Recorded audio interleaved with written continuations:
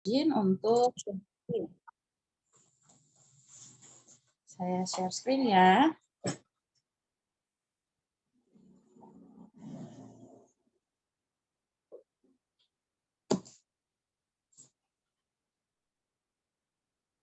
Oke. Ya, selamat malam untuk semua yang sudah bergabung di webinar kita malam ini. Ini merupakan webinar terakhir kita di tahun 2022 setelah beberapa webinar sebelumnya yang sudah kita laksanakan. Karena kita akan liburan Natal, jadi yang terakhir ini kita akan belajar tentang bisnis ya, finance. Sebelumnya sebagai informasi untuk teman-teman juga yang baru bergabung, kita sudah melaksanakan webinar tentang self development class ya. Jadi setiap minggu direncanakan Beta Creative Class ini memiliki webinar. Jadi nanti kalau teman-teman yang baru bergabung bisa langsung dapat informasinya seperti yang tadi sudah di-share oleh Kak Ningsi. Teman-teman bisa lihat di Instagram ataupun di grup komunitas kita. Seperti itu ya. Nah, kita langsung saja mulai. Hari ini webinar kita memiliki topik yang cukup menarik. Kita akan belajar bagaimana caranya agar kita bisa memiliki financial freedom sebelum umur 30 tahun. Saya yakin pasti teman-teman yang di sini semuanya pasti masih di bawah 30 ya. Ada yang belasan mungkin ya, ada yang 20-an mungkin. Nah, keputusan teman-teman untuk mengikuti webinar hari ini sudah tepat karena kita akan belajar bagaimana cara menguasai uang kita. Bagaimana cara untuk mengelola keuangan kita. Oke, kita langsung saja. Nah, sebelumnya saya memperkenalkan diri saya dulu. Nama saya Juliet Genoveva Jaratari. Saya pernah bekerja sebagai radio announcer di Petra FM Yogyakarta. Saya juga business owner dari Glyph Floris dan Gift. Saya juga presiden direktur dari CV Sumber Jaya. Dan selain saya menjadi edukator di Beta Creative Class, saya juga seorang dosen pengajar di Universitas Kristen Artawacana di Fakultas Ekonomi dan Bisnis. Seperti itu ya. Oke, kita langsung saja. Nah, sejauh ini apakah kalian sudah bisa membedakan mana yang menjadi keinginan dan kebutuhan? Sudah? Ada yang boleh share-share dulu, mungkin bisa langsung dinyalakan mikrofonnya ya, jadi kita lebih rileks aja, nggak usah kaku-kaku, supaya ilmunya bisa diserap dengan baik. Ada nggak dari kalian yang saat ini sudah bisa membedakan, ini yang kebutuhan, ini yang keinginan? Ayo, boleh ya? Ada yang sharing-sharing? Mungkin Jenny mau sharing-sharing? Silakan Jenny, ketemu lagi kita ya. Iya Ibu, terima kasih atas waktu dan kesempatan yang diberikan kepada saya. Perkenalkan, nama saya Jenita Felicitas Arista Kaloate. Di sini saya akan memberikan pendapat saya tentang ini perbedaan antara keinginan dan kebutuhan Ibu. Kalau contohnya kalau keinginan itu ini ingin jalan-jalan, terus itu tidak tercapai Ibu. Tapi kalau kebutuhan itu contohnya pakaian, itu kan sebuah kebutuhan, sesuatu kebutuhan. Kalau tidak pakaian kan tidak mungkin, toh Ibu. Jadi mungkin hanya itu saya, Ibu. Terima kasih. Sejauh ini ya, Jenny usianya sudah berapa? 20 berapa? 23 tahun, Ibu. Aduh, masih lama ya. Masih 7 tahun untuk mencapai 30 tahun ya. Jadi bisa mulai dengan membedakan mana yang menjadi kebutuhan dan mana yang menjadi keinginan. Seperti itu ya. Nah, financial freedom itu adalah impian dari banyak orang. Semua orang pengen dong merdeka secara finansial, tidak tergantung dengan siapa-siapa, apa-apa yang mau dibeli bisa dibeli, apalagi yang baru lulus kuliah, pasti sudah harus punya tujuan keuangan yang jelas. Nanti setelah kalian sudah bekerja, kalian masuk lagi dalam rumah tangga, finansialnya sudah berubah lagi. Seperti itu ya. Makanya semua orang sangat mengimpikan adanya financial freedom. Tetapi untuk mencapainya tidak mudah, karena kita harus benar-benar disiplin. Kita harus disiplin dalam memegang komitmen dalam mengelola keuangan. Dimulai dari hal sederhana, ya. Ini pertanyaan buat kalian semua. Apakah di usia Anda saat ini Anda semua sudah memiliki tabungan? Kalau dulu masih kecil kita punya celengan ya. Apakah itu masih bisa Anda lakukan konsisten sampai usia saat ini? Atau mungkin udah mulai belajar nabung-nabung di bank, atau mungkin ada yang sudah mulai belajar investasi? Ada? Boleh di-share dulu? Kalau Angela gimana Angela? Sudah mulai bekerja ya Angela? Angela Kevi. Kalau Angela yang kan sudah ketemu kita. Oke, silakan Angela Kevi. Boleh di-share dulu? Ini sama adik-adiknya yang sekarang juga lagi nyusun skripsi, ya, lagi mempersiapkan diri. Boleh di-share, coba Angel. Kalau untuk tabungan belum ada, Ibu. Soalnya belum kepikiran sampai ke sana, Ibu. Oke, berarti hari ini harus mulai belajar ya. Ini hal sederhana yang bisa membantu kita untuk punya financial freedom. Oke, jadi apa sih financial freedom itu? Nah, financial freedom itu atau kebebasan secara finansial itu merupakan tujuan terbesar dalam mengatur keuangan, di mana kita dapat mengambil berbagai keputusan untuk pengeluaran yang akan kita lakukan tanpa harus mengkhawatirkan keadaan keuangan kita. Hayo, siapa yang mau? Semua mau ya? Kalian mau, saya pun mau. Semua orang pengen bisa bebas beli apa aja, bebas lakuin apa aja. Nah, itulah yang dinamakan dengan financial freedom. Nah, banyak cara yang dapat dilakukan untuk mencapai financial freedom. Apalagi di usia kalian yang masih produktif, masih gesit ya, kita diharapkan bisa mencapai financial freedom.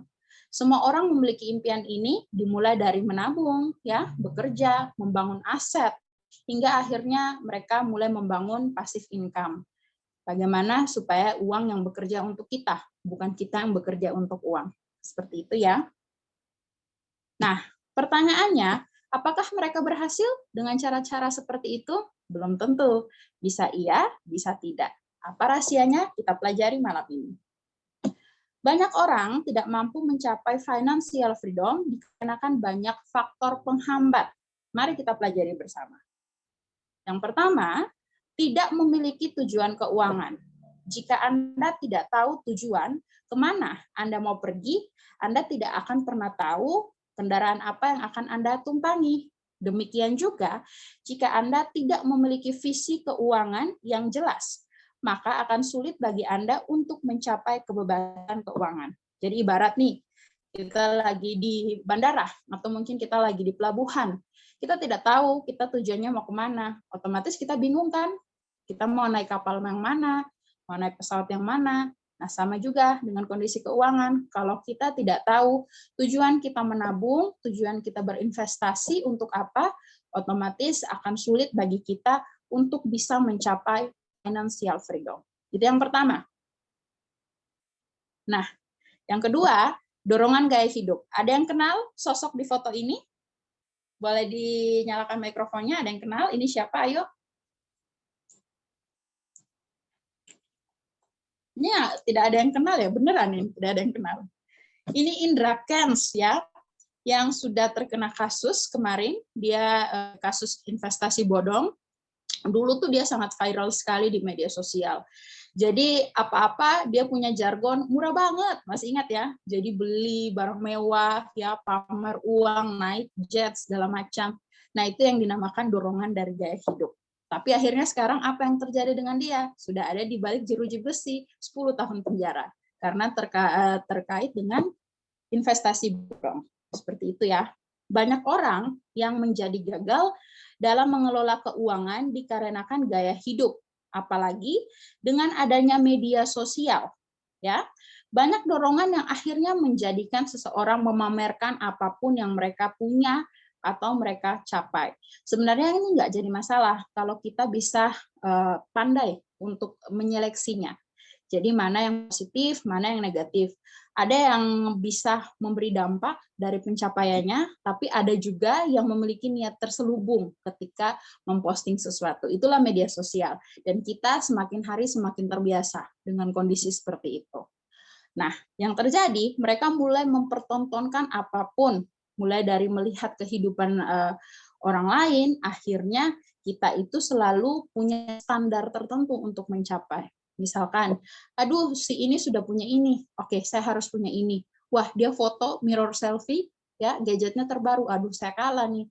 Nah seperti ini yang akhirnya membuat banyak orang itu punya dorongan gaya hidup yang tinggi atau hasrat yang tinggi untuk mau bersaing. Seperti itu ya. Kemudian mindset yang salah. Banyak orang yang tidak bisa mencapai financial freedom karena mereka masih terperangkap di dalam mindset yang salah. Contohnya, kalau mereka berpikir, saya udah nyaman dengan kondisi seperti sekarang, dan saya takut gagal kalau misalkan saya jor-joran untuk punya financial freedom. Hidup saya ya gini-gini aja deh, ngalir aja deh, nggak perlu ini, nggak perlu itu, ya. Jadi seperti yang tadi, tidak ada tujuannya, entah mau kemana, ngalir aja kayak gitu. Lalu financial freedom itu hanya untuk orang kaya. Ngapain saya harus punya financial freedom? Nah, ini adalah mindset yang salah. Dan saya harap teman-teman di sini tidak berpikir seperti itu ya, karena financial freedom berhak dimiliki oleh siapa saja yang mau. Seperti itu ya. Nah, kemudian yang berikut yang menjadi penghambat kita dalam mencapai financial freedom adalah kita tidak memiliki komitmen untuk menjadikannya sebagai priority atau prioritas. Sulit dan tidak mau menunda kesenangan sementara dapat menghalangi Anda menuju financial freedom. Contoh ya, contoh ketika uangnya banyak daripada investasi untuk beli rumah, untuk disewakan, kemudian nanti dapat passive income, tidak usah kerja, uang yang kerja untuk kita, tapi dia lebih memilih untuk membeli smartphone kekinian, mobil mewah, atau mungkin tas-tas merek, dan lain sebagainya. Jadi uangnya tuh habis gitu aja, ya, daripada diinvestasikan untuk passive income, lebih baik ya sudah, saya seperti itu. Nah, ini ada ilustrasi ya, ada tas branded, Dior, semua sudah pada tahu ya. Nah, banyak sekali orang yang akhirnya punya kecenderungan untuk menjadi seperti ini. Tetapi itu tidak salah. Untuk orang-orang yang sudah sampai di levelnya, it's okay. Tetapi banyak orang yang belum sampai ke levelnya, tapi gayanya udah keduluan. Seperti itu ya, uangnya belum nyampe, gayanya udah keduluan. Nah, saya berharap melalui webinar kita hari ini, teman-teman semua bisa memiliki mindset yang tepat tentang financial freedom. Seperti itu ya. Berikutnya, tidak memiliki support system. Ini penting banget kalau kita mau berkembang, apapun itu. Untuk mencapai financial freedom, harus dilakukan bersama-sama, atau harus dilakukan dalam tim, seperti itu ya. Jadi dukungan itu menjadi satu hal yang paling penting jika kita ingin berhasil. Dukungan dari keluarga dan orang terdekat menjadi hal yang harus Anda dapatkan ketika ingin mencapai financial freedom. Jika tidak, seseorang akan merasa lebih sulit untuk mendapatkan tujuan tertentu. Bayangin, apalagi untuk Anda yang sudah berumah tangga, misalkan. Ya, mamanya udah mikirin buat financial freedom, tapi papanya belum. Akhirnya apa? Mereka tidak bisa mencapai karena punya pemikiran yang berbeda. Jika sudah berkeluarga, perlu dukungan pasangan dan anak-anak. Terkadang orang yang paling menghambat usaha untuk mencapai financial freedom adalah pasangan kita sendiri. Jadi mungkin sebelum nanti teman-teman menuju ke usia 30, mungkin setelah ini teman-teman juga sudah masuk ke dunia pernikahan, ya. Mungkin ada juga yang setelah 30, tapi kapanpun itu timeline teman-teman, coba diedukasi dengan pasangan, ya. Kira-kira kita mau keuangan seperti apa, ya. Anda mau yang seperti apa, saya mau yang seperti apa, biar tidak ada miss-nya, biar kita bisa memiliki literasi keuangan yang sama. Seperti itu ya, jadi diajak diskusi dulu. Karena untuk mencapai kesejahteraan dalam keluarga, apalagi di usia-usia masih muda, 20-an, 30-an, kita perlu kerjasama tim. Jadi harus saling support antara pasangan, itu yang pertama. Karena kita hidupnya sama pasangan ya, nanti orang tua udah beda rumah, kakak adik udah beda rumah. Nah, yang bisa support kita untuk mencapai apa yang menjadi tujuan besar dalam hidup kita adalah pasangan kita. Seperti itu ya. Nah, berikutnya, banyak orang yang tidak tahu caranya. Banyak orang yang sudah tahu tentang pentingnya financial freedom, tetapi mereka tidak tahu bagaimana cara untuk mencapainya. Mungkin saya boleh menerka sedikit, bisa jadi dari teman-teman sudah tahu, penting banget sih financial freedom itu, makanya mendorong teman-teman untuk ikut webinar malam ini. Tetapi caranya harus kita pelajari dulu, karena tidak semua orang paham bagaimana caranya untuk mencapai financial freedom. Kita pelajari dan disimak dengan baik. Ya. Nah, kalau kita tidak tahu caranya, ini akan menghambat kita untuk berkembang. Jadi kita boleh mulai dari membatasi dulu kebiasaan konsumtif. Contohnya seperti apa? Ya, mungkin kebanyakan jajan, uang jajannya coba saya simpan dulu, saya sisihkan dulu. Rata-rata di sini masih kuliah ya, Kalau dapat jajan dari mama papa, mungkin boleh deh dibagi mana yang saya pakai, mana yang saya simpan, seperti itu. Konsumtif dibatasi dulu, lalu bisa mengubah itu menjadi aset produktif atau sesuatu yang bisa menghasilkan lagi. Pernah dengar istilah uang menghasilkan uang? Nah, kita putar uangnya, ya, seperti itu. Oke, financial freedom bukan hanya tentang cara kita dapatin duitnya aja, tetapi yang paling penting bagaimana cara kita mengelola uang itu, ya, supaya kita bisa mendapatkan financial freedom. Dapatin uang itu gampang. Uang ada di mana-mana, itu mindset pebisnis. Semua orang kalau mau kerja bisa dapat uang, selalu ada peluang, ya. Asal rajin, tekun, ada peluang untuk mendapatkan uang apapun profesi kita. Tapi untuk mengelolanya, nah itu yang menjadi challenge buat kita. Gimana sih caranya kita dapetin uang, ya? Kita pergi ke koperasi aja atau bank aja, bawa sertifikat, bawa surat-surat berharga, BPKB dan lain sebagainya, kita dapat duit kan pulangnya, ya. Nah, itu gampangnya dapetin duit. Tapi sekarang yang menjadi pertanyaannya cara mengelola keuangan tersebut, ya. Nah, ini yang menjadi poin penting dalam financial freedom.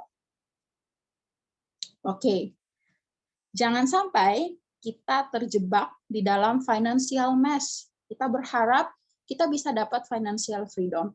Kita berharap kita bisa merdeka secara keuangan, tapi malah kita dapat kekacauan. Ya, financial mess ini adalah kondisi di mana seseorang mengalami kondisi keuangan yang berantakan. Ya, pengeluarannya lebih besar dari pendapatannya atau pemasukannya. Kalau istilah orang tua dulu, lebih besar pasak daripada tiang. Pernah dengar ya? Itu. Kemudian, hutangnya ada di mana-mana. Dan penghasilannya selalu cepat habis. Entah menguap kemana, kayaknya baru gajian hari ini. Kok 1 minggu lagi udah tinggal segini? Ya, langsung nguap aja uangnya. Itu yang namanya financial mess. Jadi kondisi ini di mana seseorang itu akhirnya mungkin ya dia punya pandangan atau mindset yang salah dalam menilai keuangan. Jadi dia mungkin berpikir, oh saya sudah kerja capek-capek, ya, saya baru pernah kerja dan ini gaji saya. Oke, saya mau menghambur-hamburkan uang saya, terserah saya dong mau ngapain aja. Nah itu mindset yang salah, ya. Saya mau mengapresiasi diri saya dengan beli ini, sampai akhirnya tiba-tiba tanpa disadari nguap aja uangnya, hilang, entah kemana. Nah, itu namanya financial mess. Banyak sekali generasi milenial, ya, termasuk saya dulu waktu baru awal kerja, saya itu seperti itu. Saya masih belum bisa berpikir dengan jernih tentang financial freedom. Tapi melalui proses yang saya alami, akhirnya saya ngerti bahwa financial freedom itu memang penting, apalagi menuju usia saya yang ke-30 tahun. Seperti itu ya. Dan ini sementara saya pelajari dan saya terapkan. Nah, kita harus menghindari yang namanya financial mess. Supaya apa? Supaya kita bisa ketemu sama yang namanya kemerdekaan secara finansial. Seperti itu ya. Lalu, bagaimana cara mencapai financial freedom di usia kita yang masih muda? Ya, usia di bawah 30 tahun. Bagaimana caranya? Nah, kita mulai dulu dengan menjauhi mental kredit. Sekarang nih gampang banget ya ngajuin kredit. Bahkan kita nggak usah nyari duit deh, duit yang nyari kita. Kita duduk aja ditawarin orang, kakak mau kredit ini, kakak mau ini, ya. Jalan kemana-mana aja ditawarin, kak ini kita ada promo ini loh, ada ini. Semua bisa dikredit zaman sekarang. Mau dari tas, bahkan makanan, ya, ada pay letter, segala macam. Itu semua menjadi sangat mudah untuk membuat kita itu bisa mendapatkan kemudahan di zaman sekarang ini. Teknologi menjadi salah satu hal yang sangat penting. Bahkan sekarang ini kita nggak usah kayak dulu-dulu lagi. Kalau dulu orang kalau mau ke bank, banyak sekali peraturannya apa segala macam. Sekarang kita cukup KTP, langsung bisa cair duitnya ya. Nah, tapi harus hati-hati dalam gaya hidup. Karena inilah yang akan memberikan kita mental kredit. Dengan segala kemudahan yang ada, kita akhirnya bisa menjadi adiktif atau ketagihan. Nah, kalau bisa jauhi mental kredit. Saya udah rasain sendiri. Kalau kredit enak banget, barang datang, uang nggak keluar ya. Tapi sekalinya bayar, nah itu kewalahan juga, ya. Jadi berhutang itu untuk memenuhi berbagai keperluan yang tidak terlalu penting akan sangat mengganggu keuangan. Sebab dengan berhutang, seseorang diwajibkan untuk membayar beban pokok setiap bulan ditambah dengan bunganya. Udah pokok, masih ada bunganya lagi. Jadi berhutang dilakukan untuk membeli dan membayar hal-hal yang sebenarnya tidak terlalu Anda butuhkan, atau istilahnya hanya lapar mata aja, hanya keinginan sesaat aja, hasrat sementara aja, ya, itu akan sangat merugikan. Ini sudah saya alami sendiri. Akhirnya banyak barang yang terbuang, ya.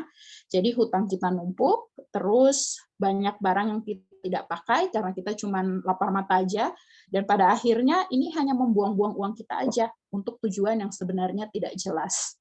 Jadi kita harus berpikir bahwa hutang itu boleh, asal jangan dipakai untuk konsumtif, ya, atau untuk menghabiskan segitu aja. Kalau Anda mau berhutang untuk modal usaha, boleh banget. Atau Anda mau berhutang untuk sesuatu yang bisa Anda jadikan uang kembali, itu sangat boleh banget. Yang penting kita punya mindset yang benar. Kita jangan berhutang untuk konsumtif.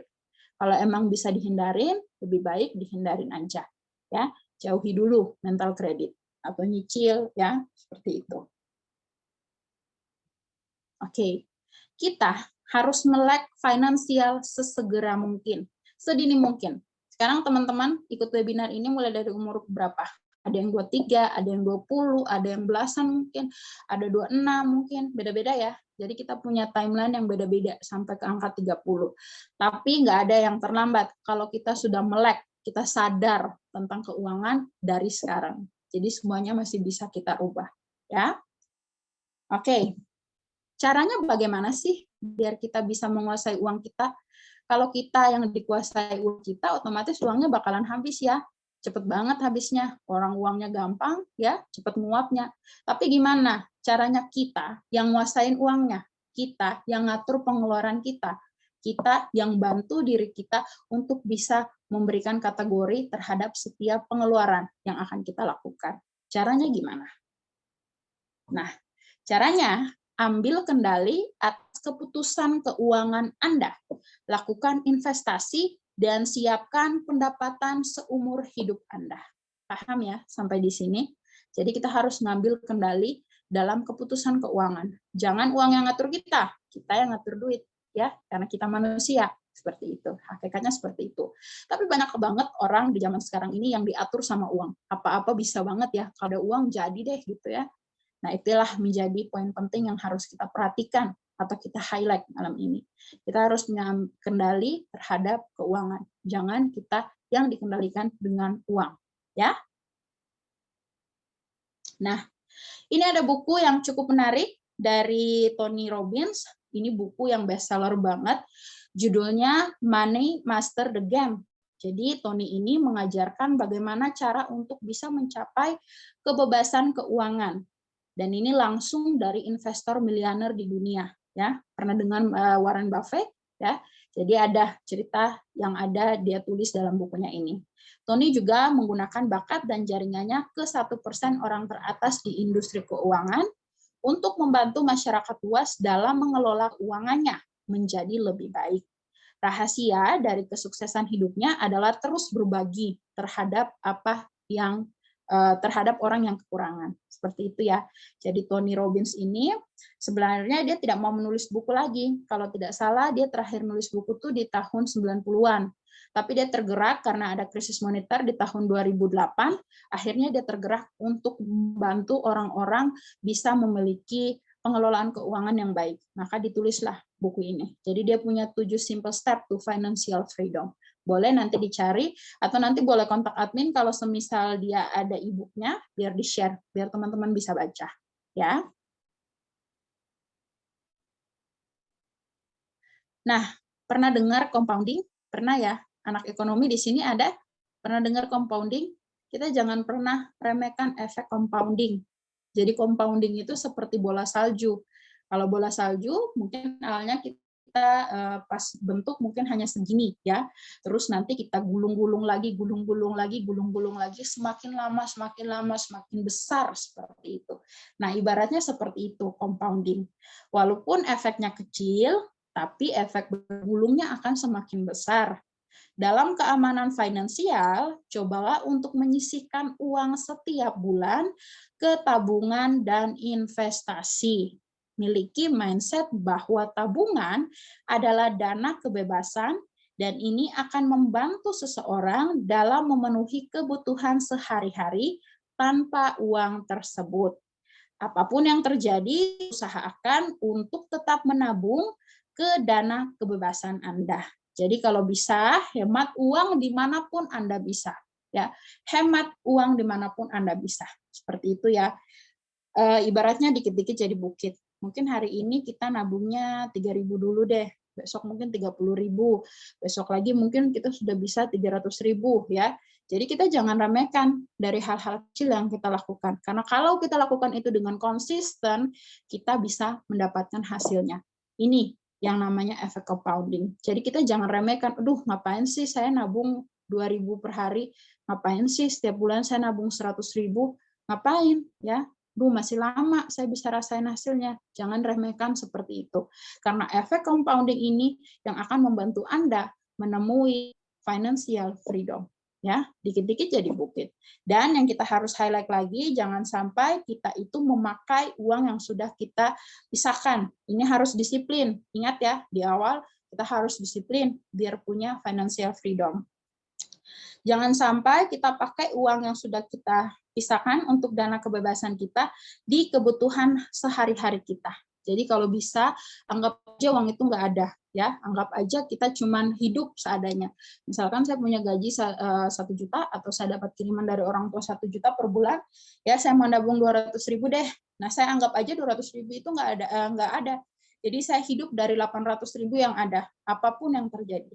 Nah itu ya harus ada konsistensi. Hemat uang dimanapun Anda bisa. Hemat 10% dari penghasilan Anda dan masukkan itu ke dalam dana kebebasan Anda. Jika memang ini terlalu sulit, coba dulu dengan 5%. Ya, coba dikit-dikit karena kemampuan finansial orang beda-beda. Jadi kalau memang kita sudah mampu untuk nabung 10% dulu dari uang yang kita terima, oke. Tapi kalau rasa sulit banget ya udah 5% aja. Misalkan kita nerima 500.000, kalau bisa kita nabung 50.000. Tapi kalau memang masih sulit nabung 50.000 ya udah 25.000 aja. Yang penting kita nabung untuk dana kebebasan kita. Paham ya?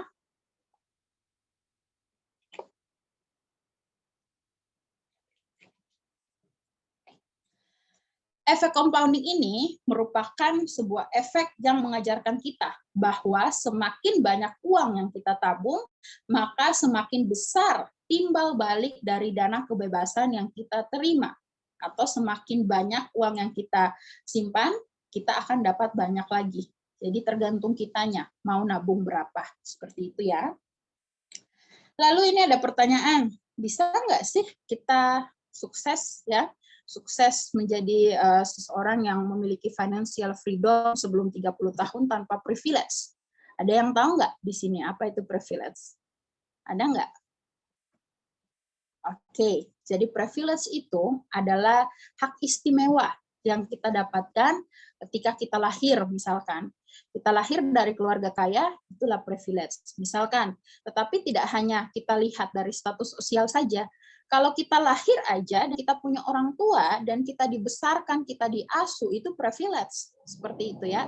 Atau ada kondisi di mana kita tidak memiliki orang tua, misalkan. Lalu nanti kita diasuh dan kita bertumbuh dan berkembang menjadi dewasa. Itu juga privilege. Makanya teman-teman, kalau nonton, banyak banget orang yang bilang, saya mulai ini dari nol. Pernah dengar ya? Saya merintis ini dari nol. Tapi kita harus lihat, nol dengan level yang mana? Karena level setiap orang itu berbeda, ya. Titik seseorang memulai angka 0 untuk merintis sesuatu itu berbeda satu dengan yang lainnya, ya. Ada orang yang mulai dari 0 tapi orang tuanya sudah ngasih dia 50. Mentok-mentok kalau dia jatuhnya ke angka 50, ya. Karena sudah ada privilege-nya. Terus ada orang yang misalkan dia mulai dari 0 dengan angka 1000. Mentok-mentok kalau dia jatuh, ya dia nggak susah-susah banget, orang dia udah punya 1000 kok dari orang tuanya, itulah privilege. Kayak gitu ya. Nah, jadi kalau kita dengar orang, saya mulai dari 0, semua orang itu bisa. Dan kita nggak boleh insecure. Meskipun kita mulai dari nol yang kita mungkin hanya 10 aja, yang kita punya, ya aset diri kita hanya 10 aja, it's okay, mulai aja. Kitalah yang harus menambahkan value itu. Jadi kitalah yang harus bisa punya privilege untuk adik kakak kita, anak-anak kita, seperti itu ya. Jadi jangan pernah takut untuk memulai, karena semua orang itu punya privilege dalam hidup, hak istimewa. Ya, dan itu menjadi berkat untuk kita sendiri. Jadi kalau ditanya, bisa nggak sih kalau kita sukses tanpa privilege? Jawabannya pasti bisa. Asal apa? Kita mau untuk sukses. Kemarin di webinar sebelumnya, webinar Mental Block, kita sudah belajar tentang bukunya Robert Kiyosaki. Robert Kiyosaki dalam bukunya itu bagus banget. Kemarin sudah di-share admin juga ya di grup. Ada yang sudah baca juga.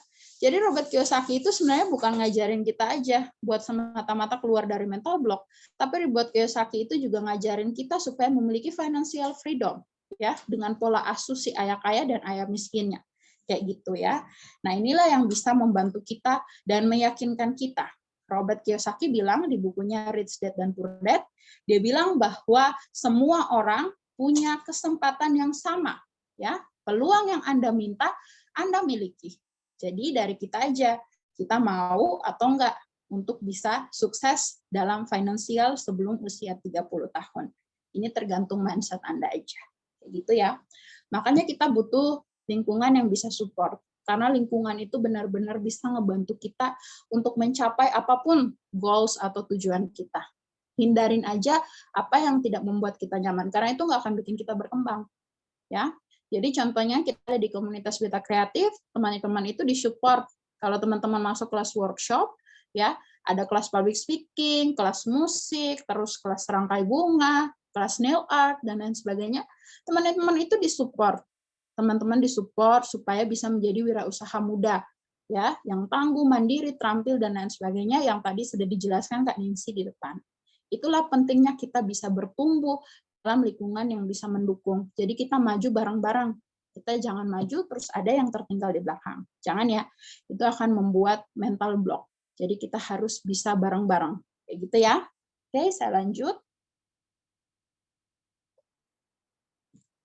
Nah, kita juga harus memiliki target kebebasan finansial yang realistis, yang masuk akal.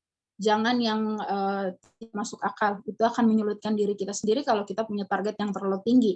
Ya, berapa banyak uang yang Anda tabung agar bisa hidup sepenuhnya dari keuntungan investasi tanpa bekerja.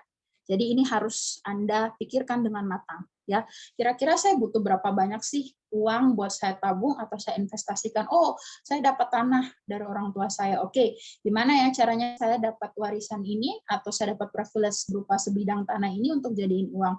Oke, mungkin saya boleh nyari orang yang mau sewa. Nanti saya dibayar per bulan misalkan, per tahun misalkan. Oh, saya dapat kos-kosan dari papa mama saya, misalkan seperti itu. Nah, gimana caranya supaya kos-kosan ini bisa saya kelola dengan baik biar bisa menghasilkan uang? Atau kalau mungkin Anda tidak mendapatkan aset-aset seperti itu, Anda mungkin dapat kepercayaan aja dari orang tua Anda untuk bisa merintis sesuatu, memulai sesuatu, ambil itu, ya. Dan di situ Anda akan bisa menghitung bagaimana keuangan Anda. Mulai dari investasi sederhana aja. Kita jualan pulsa aja, kita mulai berbisnis. Hal-hal sederhana aja. Atau mungkin kita punya online shop, kita tawarin ke teman-teman. Kita bisa mulai dari hal-hal seperti itu. Jadi kita harus jujur sama diri kita sendiri, berapa banyak dana yang kita perlukan untuk kita merasa bebas. Semua orang punya dana yang bebas itu beda-beda. Ada yang udah cukup di 50 juta, ada yang kayaknya saya 100 juta deh baru saya cukup. Oh enggak, kayaknya saya 10 juta aja udah cukup deh sebulan, kayak gitu. Bebas ya, kita punya dana yang beda-beda satu dengan yang lainnya. Jadi kita penting banget untuk bisa jujur dengan diri kita, dan penting sekali untuk kita bisa realistis. Dan jangan mengejar tujuan yang nggak bisa kita capai. Jadi yang pasti-pasti aja. Oke, saya cuma bisa ngejar 500.000 sebulan. Oke, yang penting nabung daripada nggak nabung sama sekali, ya kan? Oke, saya cuma bisa 100.000 per bulan. Oke, yang penting nabung daripada nggak nabung sama sekali. Kayak gitu ya. Jadi yang bisa kita capai aja. Yang masih jauh dari ekspektasi kita sendiri yang akhirnya bisa memutuskan kita mau berhenti di mana. Jadi sebaiknya kita bikin target yang benar-benar bisa kita capai. Seperti itu ya. Nah, caranya bagaimana? Yang pertama, kalau Anda ingin bisa mendapatkan target finansial, Anda bisa mulai dengan menghasilkan uang yang cukup untuk memenuhi kebutuhan pokok. Contohnya kayak apa? Makan, ya, minum, ya, terus transportasi, biaya sewa tempat tinggal, misalkan. Yang penting cukup-cukup dulu deh buat kehidupan sehari-hari. Lalu, kalau Anda sudah bisa menaklukkan target keuangan seperti itu, Anda bisa masuk ke kebutuhan hiburan, seperti nongkrong sama teman-teman, ngopi-ngopi, ngeteh bareng, gitu ya. Atau mungkin jajan-jajan yang lain, atau mungkin nonton bioskop, kayak gitu. Itu kebutuhan hiburan. Kalau itu juga sudah bisa Anda taklukkan, coba Anda hasilkan uang yang cukup banyak dan keluar dari pekerjaanmu. Ya, emang ini agak ambigu ya kalau dengar, loh kok nasihatnya seperti ini, kenapa saya harus ngasilin duit yang banyak, lalu kenapa saya harus keluar? Nah, ini pilihan ada di tangan Anda. Ya, Anda bisa bekerja terus sama orang, tapi Anda juga bisa memiliki usaha Anda sendiri. Ya, ada yang biasa klasik banget ini orang ngomong, sekecil-kecilnya usaha kita adalah bos, sebesar-besarnya perusahaan kita adalah anak buah, kayak gitu ya. Nah, sekarang tergantung kalian mau seperti apa. Mau menjadi bos atau mau menjadi anak buah, atau mau menjadi bos dulu tapi mungkin saya ngambil modalnya untuk kehidupan saya, untuk bisnis saya dengan saya menjadi anak buah dulu deh.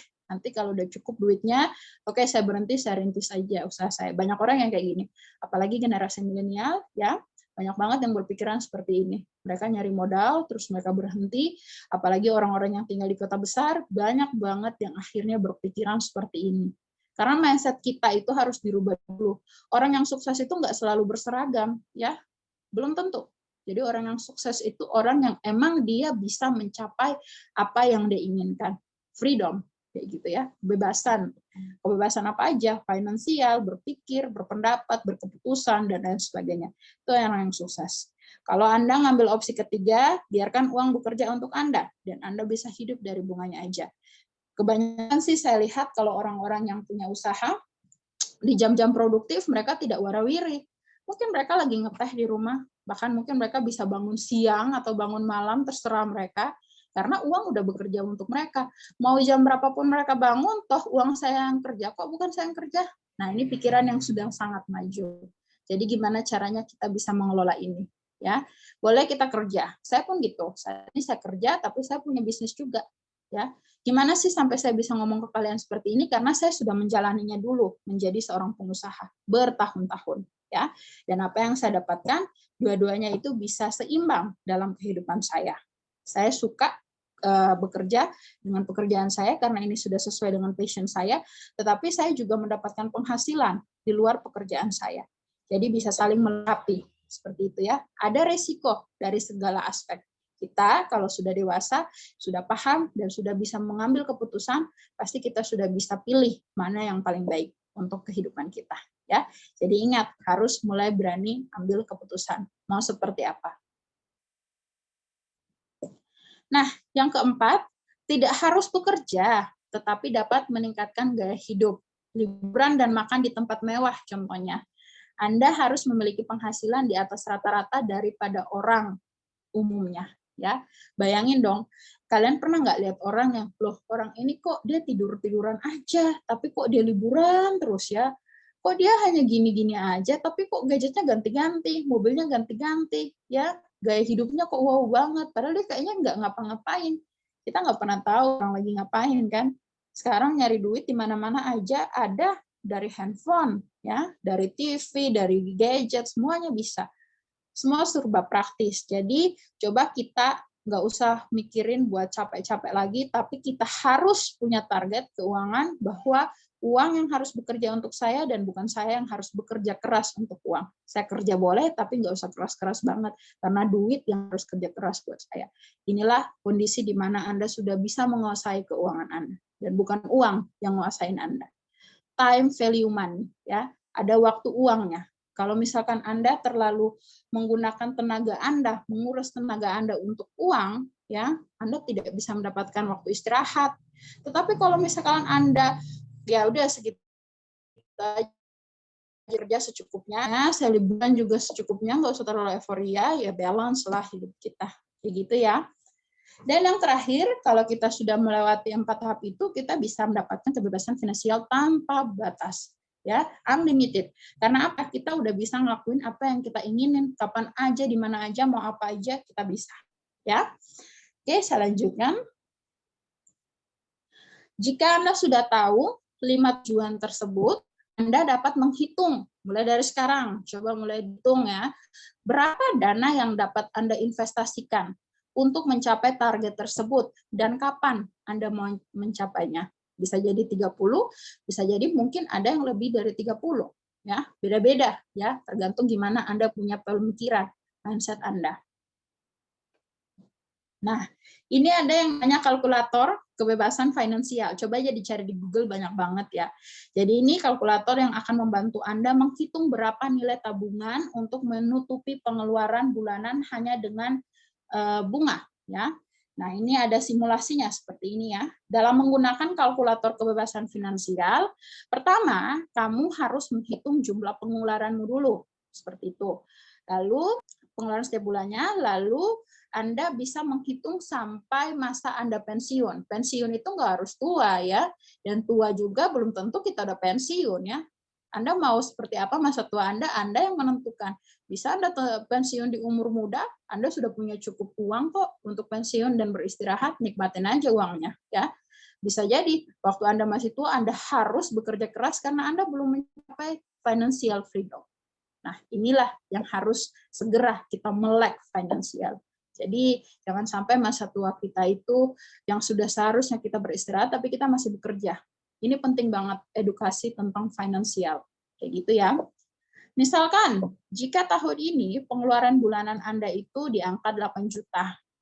Jumlah tersebut akan berubah mengikuti inflasi di tahun-tahun selanjutnya. Inflasi itu kenaikan suku bunga ya. Kemudian, Anda harus mengalihkan jumlah pengeluaran tersebut dengan bunga deposito tahun. Mengapa harus berdasarkan deposito? Ini dikarenakan nilai bunga deposito umumnya lebih tinggi dari inflasi. Contoh di kuartal pertama kita, ini saya sambil sharing aja ya. Kalau orang ekonomi ini udah biasa, tapi mungkin ada yang di luar ekonomi, saya sedikit memberikan informasi. Jadi kita itu dalam 1 tahun punya 4 kuartal. Kuartal pertama itu per 3 bulan ya. Januari, Februari, Maret, kuartal pertama. April, Mei, Juni, kuartal kedua. Juli, Agustus, September, kuartal ketiga. Oktober, November, Desember, kuartal keempat. Nah, itu cara hitung kuartal. Dan ini berlaku di semua lini. Bank, apapun yang berhubungan dengan keuangan, kita menghitung kuartal seperti itu. Ya. Nah, misalkan di kuartal pertama, di tahun 2022, which is itu Januari, Februari, Maret, rata-rata suku bunga deposito di angka sekitar 3,6%. Ya. Tentu lebih tinggi dibanding dengan rata-rata inflasi yang umumnya naik 2,3% per tahun. Jadi bisa dimasukin di dalam kalkulator finansial seperti gambar yang ada di sini. Kayak gitu ya. Ini bukan hanya untuk orang ekonomi aja sebenarnya. Ini ilmu yang harus dikuasai semua orang yang mau merdeka secara keuangan. Ya, jadi kita harus tahu minimal ya, keuangan itu berhubungan banget sama inflasi, ya, suku bunga dan lain sebagainya. Dan ini sebenarnya ilmu umum yang harus dikuasai semua orang, bukan terbatas hanya untuk orang ekonomi aja. Jadi kita mengedukasi diri kita juga supaya kita punya financial freedom, karena ini bukan hanya internal kita aja. Financial freedom akan berpengaruh dari eksternal, gimana lingkungan kita. Bayangin kemarin pandemi, kalau misalkan Anda punya financial freedom itu, Anda dapat dana kebebasan dari bisnis Anda, lalu bisnis Anda harus tutup sementara misalkan karena pandemi, atau kerusakan pas rojak kemarin, bencana alam yang tidak kita inginkan, nah itu bakal pengaruh banget sama financial freedom kita. Kayak gitu ya.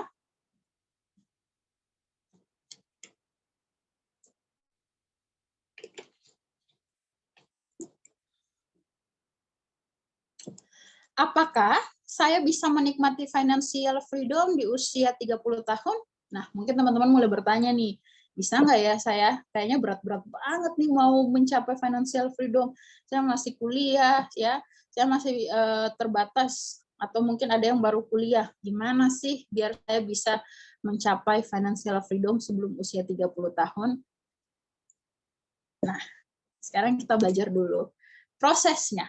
Jadi jangan sampai akarnya dulu ya, kita belajar prosesnya dulu. Ada yang kenal nggak sama orang yang ada di layar ini? Saya yakin kalian nggak kenal. Saya aja nggak kenal dia siapa sebenarnya. Ya, saya nggak tahu dia siapa.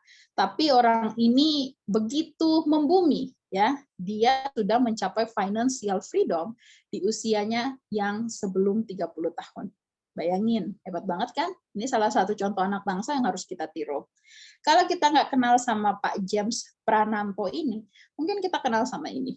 Ya, tahu? Ada yang pernah minum juga? Siapa sih yang nggak tahu kopi kenangan ya? Kita di Indomart, di Alfamart, Swalayan, Minimarket, semuanya ada kopi kenangan. Buka ini aja, apa namanya, chillernya ada kopi kenangan. Di warung-warung, bugis-bugis ya, kios-kios kecil-kecil ada kopi kenangan. Nah, kopi kenangan ini tidak hanya dijual dalam bentuk kemasan, tapi mereka juga ada gerainya. Ya, jadi orang menongkrong bisa. Siapa sih nggak tahu kopi kenangan? Di Kupang udah banyak banget ya.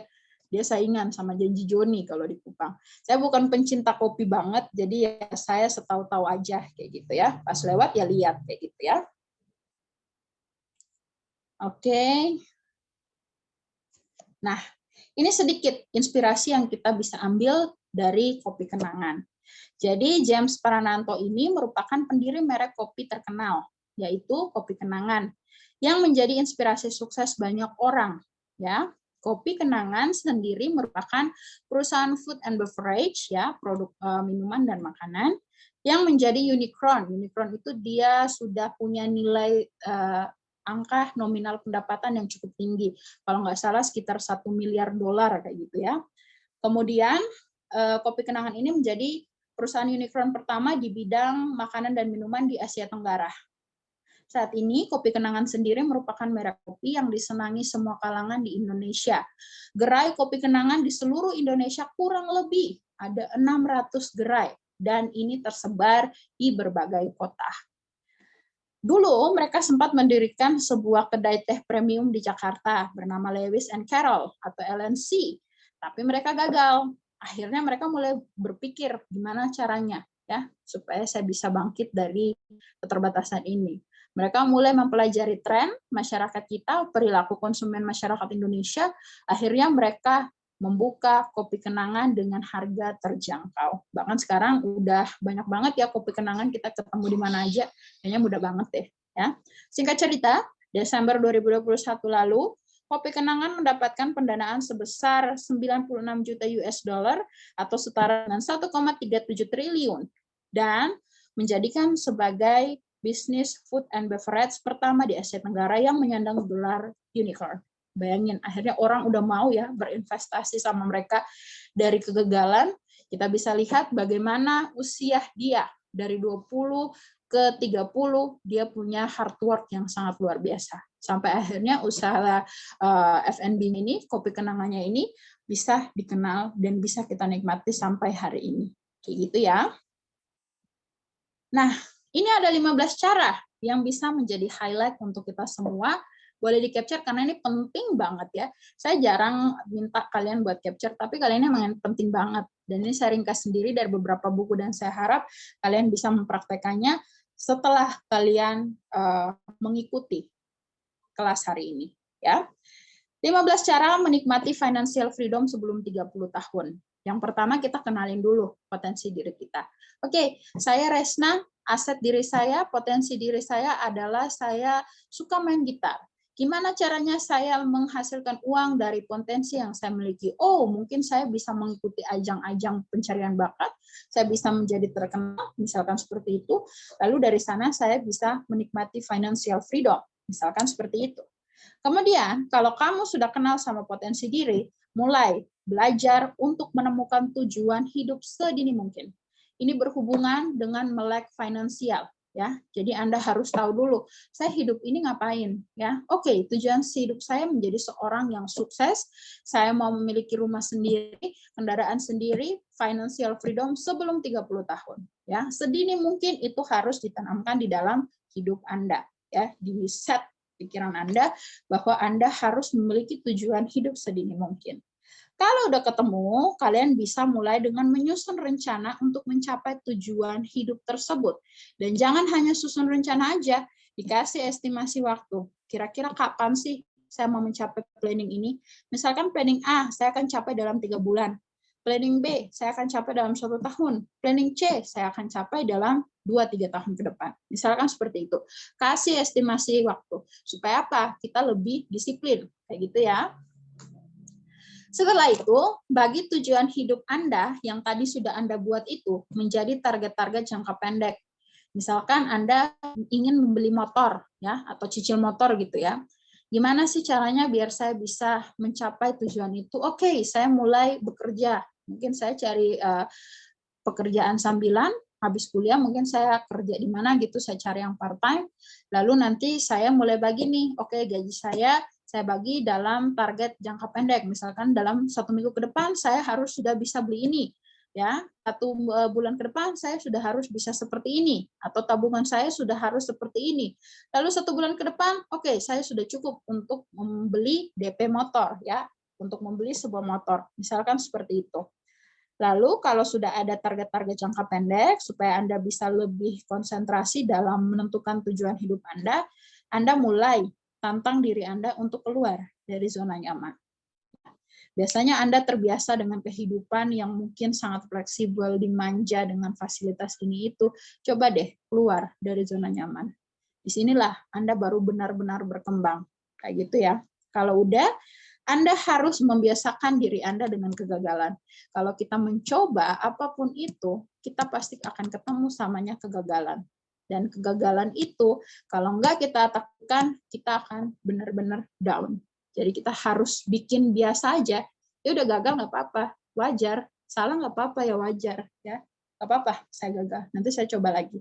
Bayangin tadi ya, Pak James itu kalau misalkan dia udah down dulu sama kegagalannya dengan usaha teh, berarti nggak akan ada yang namanya kopi kenangan. Jadi biasakan diri Anda dengan kegagalan. Belajar dari sana. Ya.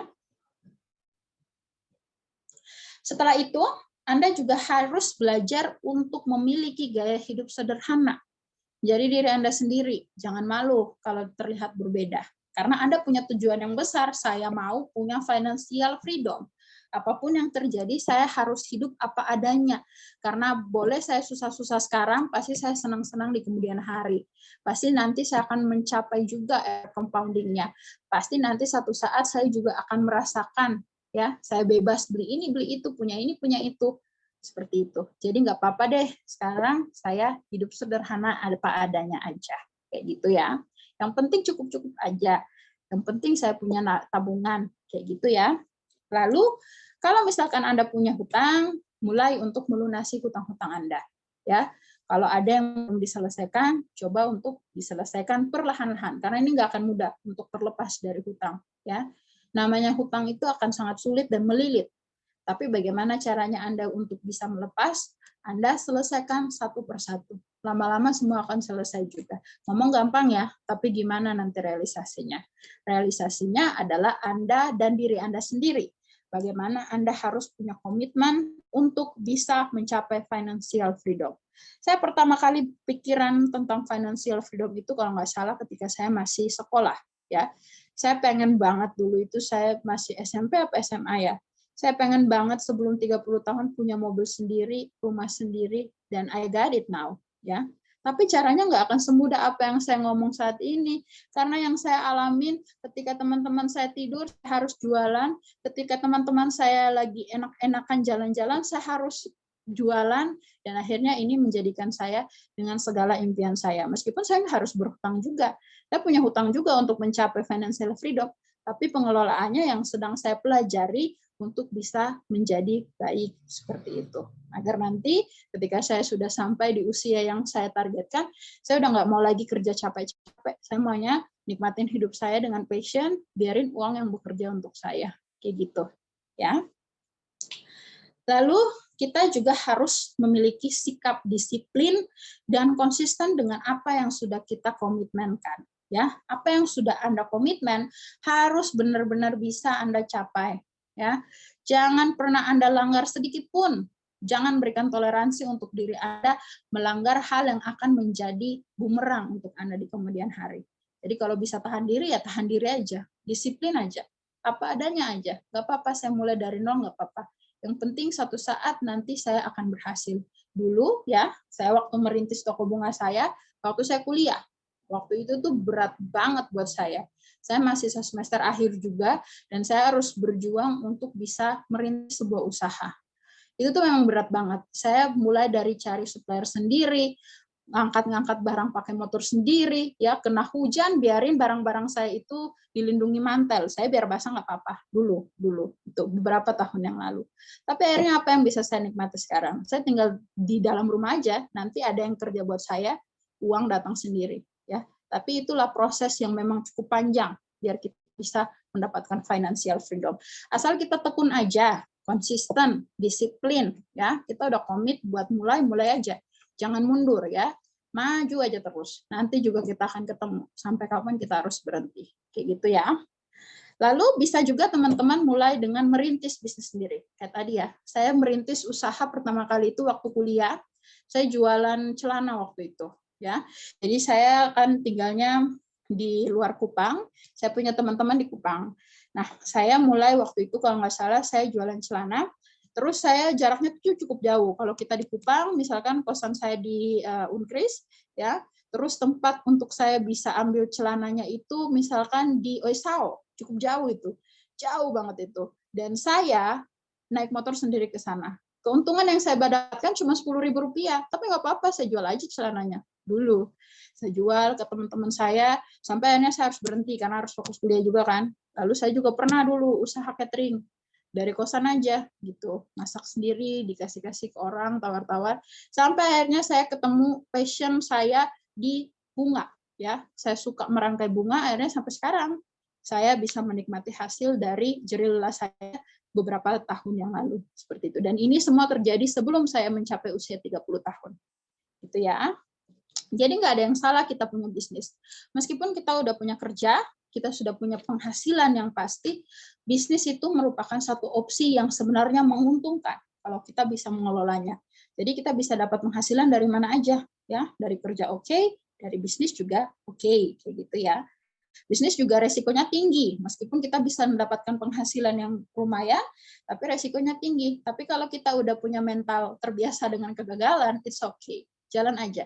Nggak sadar saya udah sekitar 6 tahun merintis usaha saya seperti itu. Nah, itu adalah sedikit cerita tentang bagaimana kisah saya merintis sebuah bisnis. Lalu kita juga harus memiliki growth mindset atau pemikiran yang terus bertumbuh. Jadi nggak kaku. Oh, saya nggak bisa, saya nggak bisa. Kemarin sempat saya jelaskan juga untuk teman-teman yang ikut kelas public speaking tentang growth mindset dan juga fixed mindset. Seperti itu ya. Nah, berikutnya, kalau udah punya bisnis sendiri, coba deh Anda mulai investasi. Dan Anda harus berani untuk menghadapi semua resiko yang ada. Ambil aja resikonya, ya, tabrak aja. Gitu ya. Jadi kalau kalian sudah bisa punya usaha, udah punya uang sendiri misalkan, atau apapun, kalian dapat uang dari manapun, yang penting halal, nah kalian bisa mulai dengan investasi. Investasi itu banyak jenisnya. Bisa kalian investasi di saham obligasi, deposito juga kalian bisa melakukan investasi meskipun bunganya kecil, atau kalian bisa investasi ke hal-hal real aja, ya. Misalkan kalian cari sesuatu yang bisa kalian kelola untuk menghasilkan uang, mulailah dengan hal-hal seperti itu. Bahkan kita juga bisa melakukan investasi dengan diri kita sendiri, paham ya? Investasi dengan diri kita sendiri itu contohnya kayak apa? Contohnya kalau misalkan kalian mau menjadi seorang model, misalkan ya profesi tertentu, Anda mempercantik diri Anda, penampilan Anda, supaya Anda bisa mendapatkan uang dari jasa yang Anda berikan menjadi peraga busana, misalkan seperti itu. Ya. Lalu kita juga harus memperluas relasi atau networking kita. Jadi kenalan aja sebanyak-banyaknya, karena kita nggak tahu sama siapa kita akan dapat keuntungan. Jadi kita kenalan aja sama sebanyak-banyaknya orang, tapi pilih circle Anda yang bisa membangun Anda. Yang penting kita ada networking aja, kayak gitu ya. Ini akan membantu kita di kemudian hari ketika kita ingin menikmati financial freedom. Setelah itu kita juga harus punya penghasilan lain. Kalau kalian sudah punya bisnis, ya mungkin kalian dapat kerjaan. Kalau kalian belum sepenuhnya ada financial freedom. Atau mungkin kalian punya bisnis A, oh saya mau buka coba deh bisnis B, ada peluang di sana, tapi harus hati-hati juga kayak gitu ya. Kalau misalkan kalian sudah punya pekerjaan, oke, saya mulai dengan berbisnis, misalkan seperti itu. Itu contohnya, punya penghasilan lain. Jadi kalau misalkan yang satu kolaps, yang satu bisa menopang kayak gitu. Jadi nggak Anda jatuh sekalian, seperti itu ya. Lalu Anda juga harus punya rencana cadangan. Ini poin yang paling penting mengunci poin 1 sampai 14. Jadi kalau Anda gagal dari poin 1 sampai 14, poin 15 akan menyelamatkan Anda, ya. Kalau Anda sudah punya rencana cadangan, pasti Anda masih bisa bangkit. Bayangin tadi kalau si James itu nggak punya rencana cadangan untuk membuat kedai kopi, pasti dia nggak akan bisa tough kayak sekarang. Ya, jadi penting banget bisa buat plan A, plan B. Buat rencana 1, buat rencana 2. Kalau yang satu gagal, yang 2 bisa backup. Begitu ya. Ini penting banget. Nah, jangan lakukan investasi mengikuti keinginan aja atau mungkin ikut-ikut tren aja. Jangan pernah. Ya, kita lihat teman-teman mulai berinvestasi di rumah, misalkan kita belum pelajari dengan seksama, kita belum tahu bagaimana kondisi keuangan kita, tapi kita ikut-ikutan aja investasi properti, akhirnya kita menjadi kolaps seperti itu, dan kita bukannya untung malah buntung. Tetapi lebih baik Anda lakukan riset investasi apa yang cocok untuk Anda. Jadi dimanapun Anda, ya, apapun kondisi Anda, kalau Anda sudah berniat untuk memiliki financial freedom, coba untuk mencari sesuatu yang bisa membuat Anda nyaman untuk mengerjakannya, ya, yang cocok untuk Anda. Cari investasi yang cocok sama Anda. Jangan membuang-buang uang untuk investasi yang hanya sesaat aja karena emang saya pengen aja. Jangan ya, karena ini berhubungan dengan long term atau jangka panjang. Tidak ada jalan ajaib ya. Kita ngomong financial freedom bukan main sulap. Malam ini ngomong, besok jadi nggak akan mungkin kalau nggak ada yang namanya kerja keras, usaha, disiplin, dan juga komitmen. Kayak gitu ya. Jadi kita harus lakukan riset dulu untuk mendapatkan hasil yang maksimal. Ini benar-benar harus kita terapkan kalau kita mau merdeka secara finansial, kalau kita mau terbebas dari segala masalah keuangan yang ada. Kalau Anda sudah punya mindset ini, Anda bisa tularkan ke orang lain, ya pasti banyak orang bisa sejahtera di sekeliling Anda. Jadi miliki mindset ini dulu. Nggak ada yang namanya instan ya dalam hidup ini, nggak ada. Yang instan dapat, yang instan juga bakal hilang. Jadi kalau Anda mau long term, bertahan lama, ikutin aja prosesnya, tekun aja, sabar aja, nanti Anda pasti akan mendapatkan hasilnya. Ya, seperti itu.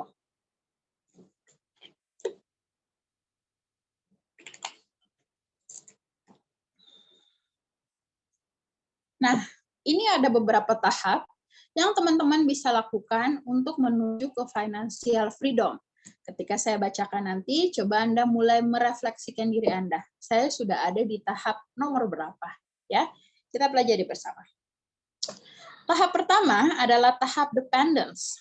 Dalam tahapan ini, seseorang masih bergantung sepenuhnya pada orang lain, mulai dari kebutuhan pokok sehari-hari sampai kebutuhan gaya hidup. Ini adalah tahap ketika seseorang masih kecil, belum memiliki kapasitas dan tanggung jawab untuk mencari uang. Misalkan kalau kita masih kecil ya, masih dalam tanggungan orang tua masih menyekolahkan, ngasih duit jajan, ya, masih kasih kita makan dan minum, kita belum punya kemampuan untuk mencari uang, masih bergantung sama orang tua, kayak gitu. Itu namanya dependence, tahap pertama. Lalu tahap kedua, solvency. Dalam tahap ini, seseorang sudah memiliki komitmen untuk mengelola keuangannya sendiri, sehingga tidak perlu lagi bergantung pada orang lain untuk memenuhi kebutuhan sehari-hari dan gaya hidup. Hal tersebut ditandai ketika seseorang sudah menghasilkan pendapatan yang seimbang dengan pengeluaran. Bagaimana bila pendapatan tidak seimbang dengan pengeluaran? Berarti Anda belum sampai ke tahap ini. Kayak gitu ya. Ini mungkin untuk orang-orang yang sudah bekerja, ya, mereka sudah punya penghasilan, mereka lagi mulai belajar untuk bisa menyeimbangkan antara pemasukan dan juga pengeluaran. Anda berada di tahap solvency. Nah, setelah itu, kalau itu sudah bisa Anda lakukan dengan baik, Anda akan masuk ke dalam stability. Atau tahap ini, seseorang sudah mendapatkan penghasilan yang stabil. Jadi semuanya sudah Anda rencanakan dengan baik, 15 poin tadi sudah Anda terapkan dengan baik, lalu Anda sudah dapat yang namanya kestabilan, sudah tahu alurnya, sudah tahu polanya, ya.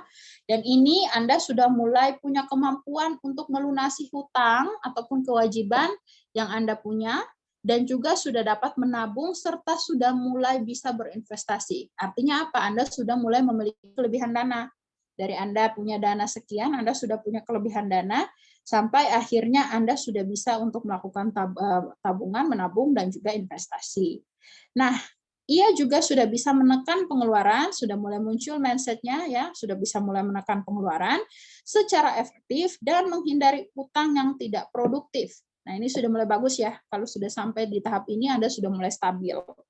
Jadi, dalam tahapan ini, seseorang sudah mampu untuk mengambil utang yang produktif, seperti mengambil cicilan KPR dan melanjutkan pendidikan ke jenjang lebih tinggi. Kayak gitu ya. Nah, ini produktif. Misalkan dia pinjam uang ya di bank atau koperasi untuk membuka usaha, ya, mulai merintis usaha. Kelola uangnya, dibayar diangsur, dan ini akan membantu dia untuk bisa stabil. Kayak gitu ya. Atau mungkin dia investasi di pendidikan. Jadi nanti dia sekolah tinggi-tinggi, lalu dia mau mencari karir yang sesuai dengan jenjang karir yang dia ambil, ya, pendidikan yang diambil, seperti itu. Kalau Anda sudah bisa lewat dari tahap stability, Anda akan masuk ke agency atau debt freedom, bebas hutang, ya. Dalam tahap ini, seseorang sudah dekat dengan kebebasan finansial, di mana dia sudah punya dana cadangan yang cukup, sudah mulai ada dana cadangan. Ya, seseorang yang berada di tahap kebebasan finansial ini tidak lagi memandang uang untuk bertahan hidup. Jadi dia tidak bergantung lagi dengan uang. Uang ada ya ada, karena dia sudah bisa membedakan mana yang menjadi kebutuhan pokok, hiburan, dan lain sebagainya. Tetapi dia mikirnya bahwa uang itu sebagai sarana untuk berkembang secara kehidupan. Ini harus kita pahami kalimat ini. Kalau kita salah menerjemahkan ini, kita bisa salah berpikir ya. Jadi uangnya ada aja kayak gitu, tapi saya nggak bergantung sama uang. Kayak gitu ya. Seseorang yang berada di tahap ini, di tahap debt freedom, bisa memilih sendiri hidup yang mereka inginkan.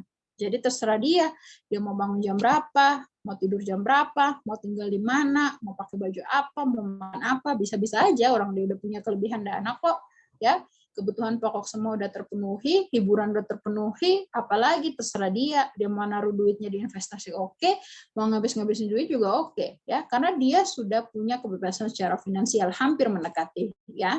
Tetapi di sini teman-teman harus ingat, teman-teman untuk mencapai tahap ini, teman-teman harus menahan diri teman-teman. Bahkan dari proses teman-teman independence ada ke proses solvency, itu cukup lama. Dari kita kecil aja, menuju kita yang sudah bekerja aja, itu cukup lama. Dan teman-teman harus tahu gimana caranya supaya kita bisa konsisten untuk mempercepat kita punya financial freedom. Kita mau memperlambat bisa, malas-malasan aja ya. Yang lain kerja kita tidur aja kayak gitu ya. Yang lain lagi mikirin gimana cara dapetin duit, kita mikirin gimana cara ngabisin duit kayak gitu ya. Nah, ini cukup lama prosesnya. Nah, contohnya bisa traveling atau melakukan aktivitas menyenangkan lainnya tanpa takut uang terkuras karena dia sudah punya dana cadangan. Jadi ini sudah sampai di debt freedom ya. Lalu dia kalau sudah selesai dari sana akan masuk ke dalam security, ya, security finansial. Dalam tahap ini seseorang sudah mendapatkan hasil dari investasinya. Investasi ini bersifat long term atau jangka panjang. Jadi misalkan kalau Anda ambil investasi deposito, Anda baru bisa mencarikannya di tahun ke-5 atau tahun ke-10, tergantung kesepakatan, misalkan seperti itu. Dan Anda mendapatkan bunga dari sana, ya. Nah, dari sini dia setelah bisa mendapatkan hasil jeripayanya dari melakukan investasi. Pada tahapan ini, hasil investasi bahkan sudah bisa dipakai untuk memenuhi berbagai kebutuhan besar, seperti misalkan ya mau renovasi rumah, dana kesehatan, mungkin nanti sudah berumah tangga untuk anak-anak sekolah, seperti itu ya. Untuk mau buat apa, beli kendaraan, apa segala macam, orang dia udah punya kelebihan dana kok. Misalkan dia punya dana, dia mau beli mobil seharga 200 juta, orang duitnya udah 2 miliar kok, misalkan seperti itu. Ya, sudah punya kelebihan dana. Dan inilah keuangan yang sehat. Ketika kita membeli sesuatu, jangan uang kita cuma 200 juta, kita maksain diri kita untuk beli barang seharga 200 juta. Misalkan uang kita hanya 5 juta, kita maksain banget buat beli handphone harga 5 juta. Duh, habis ini gimana saya hidup? Kebanyakan mindset orang, ya udah deh yang penting beli dulu aja, hidup gimana-gimana nanti aja. Itu mindset yang salah, dan saya pernah punya mindset seperti itu. Dan akhirnya saya merasakan sendiri efeknya, bahwa dengan mindset yang seperti itu saya nggak akan pernah bisa maju, stagnan di situ aja. Ya. Namun seseorang yang masih berada dalam tahap ini masih harus bekerja untuk memenuhi kebutuhan sehari-hari dan gaya hidup. Jadi dia harus bekerja untuk bisa tetap aman dalam level ini. Ya, supaya jangan turun level lagi. Dia sudah bisa mengatur semuanya, kelebihan dana sudah ada, tapi dia harus kerja terus karena dia udah punya gaya hidup nih. Gaya hidupnya harus dia stabilkan dengan cara apa agar aman di poin ini, dia harus terus bekerja. Jadi belum bisa berhenti bekerja karena dia masih hidup dari bunga investasi. Seperti itu ya. Nah, berikutnya tahap independence. Pada tahap independence, hasil investasi seseorang sudah mampu untuk memenuhi kebutuhan gaya hidupnya sendiri. Wah, ini udah mulai enak ya. Udah nggak usah mikirin gaya hidup lagi. Saya mau beli tas brandnya, beli aja gitu. Karena saya udah punya duit untuk bisa membeli tas tersebut. Tapi kembali lagi, kita punya target masing-masing. Jadi harus jujur seberapa besar dana yang Anda butuhkan untuk diri Anda. Ya, orang mau bisa financial freedom itu harus tahu dulu, saya bisa mencapai kebebasan finansial di angka yang mana. Misalkan saya di 100 juta udah cukup, ya udah cukup gitu.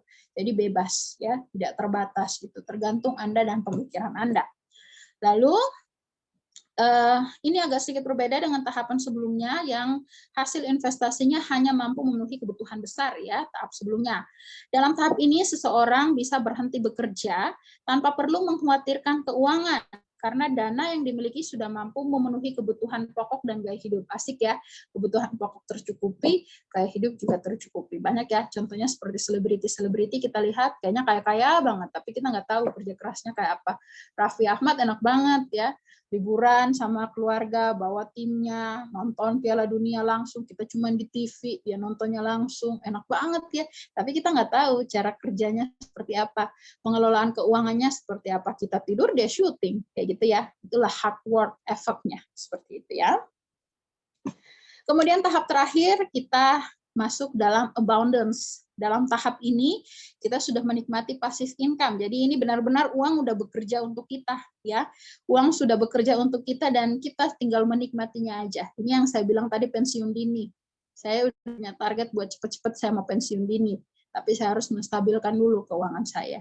Jadi biarkan uang bekerja, Anda tinggal menikmati hidup Anda aja. Dan ini bisa dimiliki seseorang yang sudah mampu memenuhi kebutuhan pokoknya sehari-hari, memenuhi gaya hidupnya, bahkan masih ada kelebihannya lagi. Gaya hidupnya udah foya-foya misalkan ya, sudah punya kebutuhan segala macam, tapi masih ada sisanya lagi. Tapi ini rawan banget. Kalau kita tidak hati-hati karena kita sudah terlena dengan semua yang ada, kita bisa kembali lagi ke bawah. Ya, jadi namanya waspada dalam menggunakan uang itu harus ada seumur hidup. Kalau kita tidak pintar untuk mengelola keuangan, mau uang kita berapa banyak pun pasti kita akan jatuh lagi. Jadi kita harus pintar. Meskipun kita sudah ada di titik ke atas, kita harus pintar-pintar dalam mengelola keuangan. Pilih yang terbaik untuk Anda, investasi dan keputusan yang terbaik untuk kehidupan Anda. Ada yang kenal diri Anda sendiri. Ya. Penghasilan pasif memberikan banyak opsi bagi seseorang yang sudah berada di tahap ini untuk melakukan apapun yang mereka inginkan dalam hidup. Tahap abundance, ini paling tinggi sudah orang bilangnya. Kita harus pelajari prosesnya. Saya kalau ketemu sama orang, saya lebih senang tahu prosesnya daripada hasilnya. Gitu ya.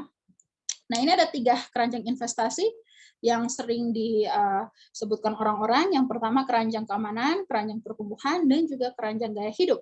Dalam keranjang keamanan ini berisi investasi yang aman seperti obligasi, deposito yang tidak banyak hasil tetapi kecil kemungkinan kehilangan uang. Keranjang pertumbuhan berisi investasi yang beresiko, mengalahkan pengembalian jangka panjang dan sangat fluktuatif dalam jangka pendek. Misalkan dia jangka panjangnya itu nggak ada, tapi jangka pendek saya bisa dapat uang dalam waktu singkat. Kayak gitu ya. Lalu yang terakhir, keranjang gaya hidup. Nah, ini bagi beberapa orang ini adalah kesenangan, dan beberapa orang lain menganggap ini adalah bagaimana cara mereka bersikap sosial, ya, seperti membantu orang dan lain sebagainya. Gunakan sistem investasi 3 keranjang. Jangan fokus pada uang aja, kita nggak boleh fokus hanya ke uangnya aja. Ingat, uang itu hanya alat, itu mindset yang harus kita tanam. Uang hanya bagian untuk kita hidup lebih baik. Yang paling penting adalah apa yang Anda fokuskan, tujuan hidup Anda. Kenapa kita harus financial freedom? Karena saya pengen bla bla bla bla. Saya harus financial freedom karena saya tidak mau menyusahkan orang tua saya. Misalkan seperti itu. Fokus aja ke tujuan yang itu, ya. Apa artinya hidupmu dan apa yang dilakukan untuk membentuk hidupmu? Prosesnya, ya.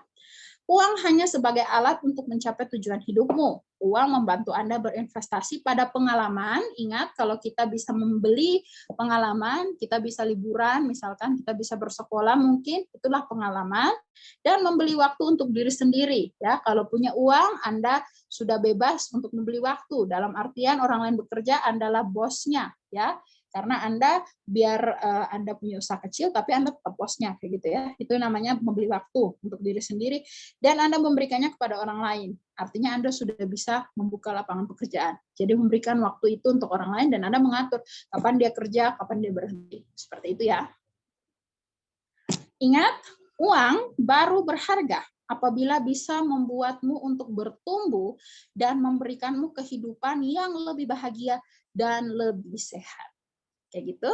Sekian dari saya. Kalau ada yang mau bertanya, saya kembalikan ke Kak Ningsi. Silakan Kak Ningsi. Terima kasih Ibu.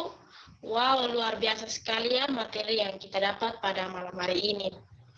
Malam hari ini kita bisa tahu bagaimana mengatur keuangan kita, di mana kita harus terlebih dahulu memenuhi kebutuhan kita, bukan keinginan kita. Baik, kita akan masuk pada sesi tanya jawab.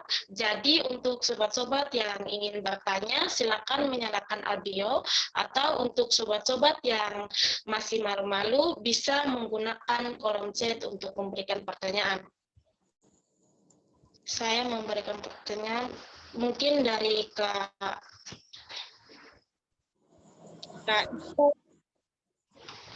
ada atau mau sharing sedikit. Kak Resna.